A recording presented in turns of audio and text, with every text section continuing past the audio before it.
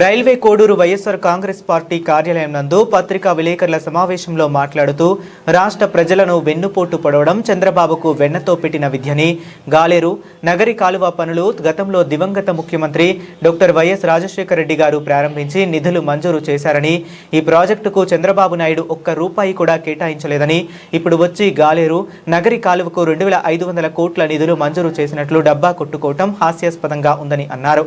గత వైఎస్ఆర్ కాంగ్రెస్ పార్టీ ప్రభుత్వ హయాంలో ఏపీఎండీసీ ద్వారా నిరాశ్రయులకు 400 కోట్లు కేటాయించామని, గనుల వల్ల భూములు కోల్పోయిన వారికి 80% పైగా నష్టపరిహారం ఇప్పించామని, ఎంతో మందికి ఉపాధి అవకాశాలు కూడా కల్పిస్తే మీరు అధికారంలోకి వచ్చిన తర్వాత 100 మంది ఉద్యోగాలు తొలగించి వారి కుటుంబాలు రోడ్డు పాలవడానికి కారణం మీరు కాదా అని ప్రశ్నించారు. కోడూరు వెంకటగిరి అనేది సుదీర్ఘమైన ఒక అభిలాష, కోరిక కోడూరు నియోజక ప్రజలకు. ఎందుకంటే కోడూరు ఆల్రెడీ రేణుగుండ నుంచి వెంకటగిరికి ఆల్రెడీ ఎగ్జిస్టెన్స్ రోడ్డు ఉంది. మేము చాలాసార్లు చిత్తూరు నుంచి మళ్ళీ వైఆర్ రాపూర్ మీదుగా వేయాలనుకున్నాము. కానీ టెక్నికల్ ఇష్యూ ఫారెస్ట్ క్లియరెన్స్ రావడం వల్ల తర్వాత ఈ చుట్టూ ఫారెస్ట్ ల్యాండ్ ఉంది కాబట్టి ఎక్కడికి ఈ చంద్రపు దొంగతనం దొరుకుతాయని చెప్పేసి ఇక్కడ దానిపైన ఇవ్వలేదు. సరే అయిపోతుంది. ఆయన నిజంగా ఆయనకు ఏమి శాపం ఉందో మాకు తెలియదు, కానీ నిజం చెబితే తలకాయ 100 రూపాయలు పగిలిపోయే పరిస్థితి ఉన్నది. నిన్న ఉదాహరణకు నిన్న ఆయన గాలేరు నగిరి చెప్పారు.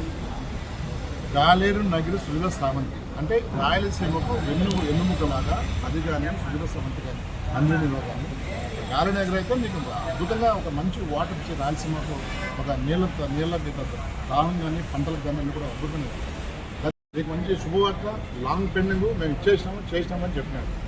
అది 3వ అంశం.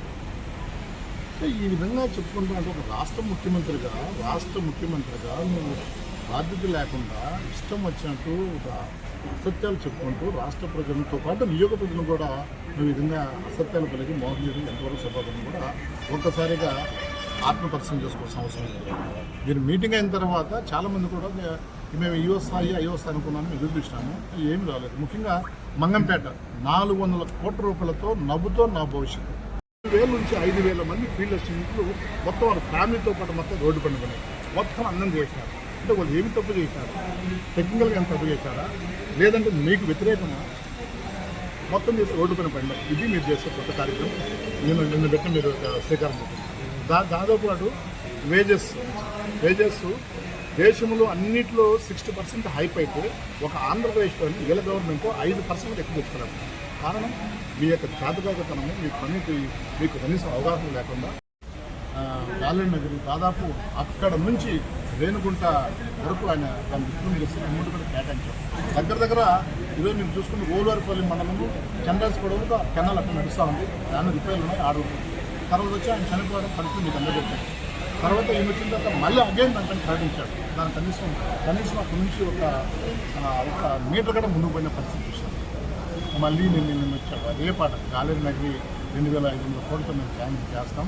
వీళ్ళందరూ నాయకులు లోకల్ లైన్లో క్లాప్స్ కొట్టుకోవడం, ఒకరినొకరిలో అభినందించుకోవడం. రెండోది అదేవిధంగా డిప్యూటీ సీఎం పవన్ కళ్యాణ్ గారు, అదేవిధంగా శివరాజ్ సింగ్ చౌహాన్ ఏదైతే యొక్క సంబంధించిన కన్సల్ట్ మంత్రి ఉపాధి హామీ గతంలో నరేగా ఉండేది, ఇప్పుడు ఈబీజీ రామ్జీ, అదేవిధంగా చాలామంది కన్సల్ట్ మంత్రులు కూడా వచ్చారు. కానీ మేము ఎక్స్పెక్ట్ చేసినాం, కోడూరు నుంచి చాలా ఎక్స్పెక్ట్ చేసినాం. ఎందుకంటే గతంలో మేము అనేకమైన సంక్షేమ పథకాలు, డెవలప్మెంటు ఈ యొక్క రాష్ట్రంతో పాటు కోడూరు నియోజకవర్గం ఏ విధంగా చేసినామో ఈ రాష్ట్ర ప్రజలకు, ముఖ్యంగా ఈ స్థానిక ప్రజలు కూడా తెలుసు. సో మేము ఇంకా ఈసారి ఏంటంటే ఎక్కువ ఎక్స్పెక్ట్ చేసినాం. ఎందుకంటే పదే చెప్పినా కదా వాళ్ళు డిజిటల్ మీడియాలో కానీ, సోషల్ మీడియాలో కానీ, మనకు సంబంధించిన ఎల్లో మీడియాలో కానీ ఎక్కువ చెప్తున్నారు. కాబట్టి మేము కూడా చాలా స్పీడ్గా ఉండరు, చాలా బందోబస్తు ఉండడం, చాలా హామీలు ఇస్తారని ప్రాంత ప్రజలు అనుకున్న ఎక్స్పెక్టేషన్. కానీ కూడా చూస్తే వాళ్ళు ఒకరొకరు డబ్బా కొట్టుకోవడం, ఒకరొకరు దాన్ని అభినందించుకోవడం కలిగింది తప్ప నియోజకవర్గ ప్రజలు కానీ ఈ ప్రాంతానికి మేము మేలు చేస్తామని ఒక్కటంటే ఒక చెప్పాలి. పైగా